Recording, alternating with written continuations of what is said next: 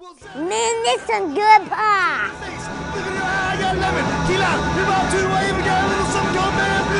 Come on down and open up your eyes and get yourself big old hunk of dangerously delicious pies. DangerousPies.com. On the Rob Long Show, brought to you by Coors Light. Casey's hanging around. Ray is hanging around. I saw this really tall guy walking over here. I said, I've seen that guy before somewhere. Used to have a number 24 on your back, I think. And didn't you, if my memory's, it's a little bit like the first guy that ever putted cross-handed. I said, what is that guy putting like that for? And I remember watching you shoot foul shots, and I thought, this guy's figured it out. Rick Barry has figured it out. Everybody else wants to shoot him the regular way. Not you. Hey, you shoot him the way you make the most, If I could have stood there throwing him over my head with my eyes closed and made a higher percentage, that's the way I would have done it. Which really astonishes me that guys aren't willing to try anything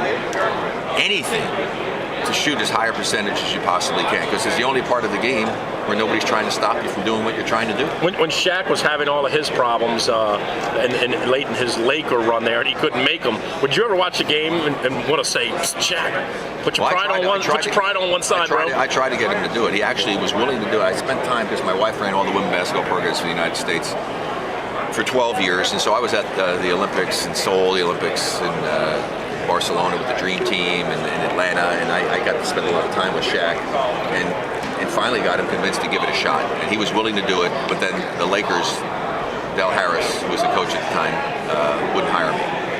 And so, unfortunately, then Shaq later changed his mind and decided that it wasn't for him. But had that worked out, it would have changed the dynamics of Shaq's career. I mean, he would have been the go-to guy at the end of the game instead of a guy that the coaches decided to take out of the game, which is unfortunate, because for a guy to be as dominant as he was and as great a player as he's turned out to be, to not be a go-to guy at the end of the game is kind of unfortunate. But we were just talking to Archie Manning a few minutes ago, who's now got two sons that are playing in back-to-back. Only two? Super Bowl championships, right? Yeah, but that's pretty. They've achieved a lot higher level of success than my boys have.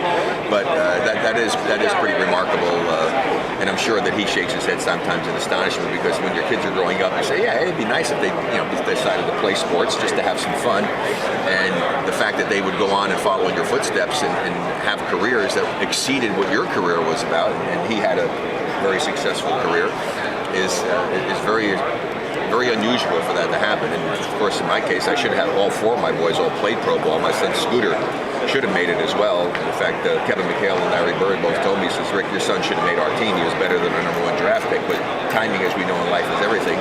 They had only 12 men on the roster then. They didn't keep 15 like they do now in the NBA.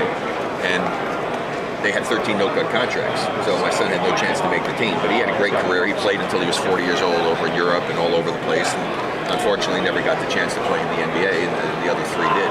Now, you and Brent actually got the World Championship. Yeah, actually, there's a lot of things that I'm going to answer to trivia questions about. Yeah. In fact, I'll give a plug for my book, Rick Barry Super Sports Trivia. You can get it at Square One Publishing or all the houses. It's very inexpensive, but a cool game. There's about 80 different games within it. The people reading the questions can play along. It's kind of fun. And I have a whole section of trivia stuff just on me.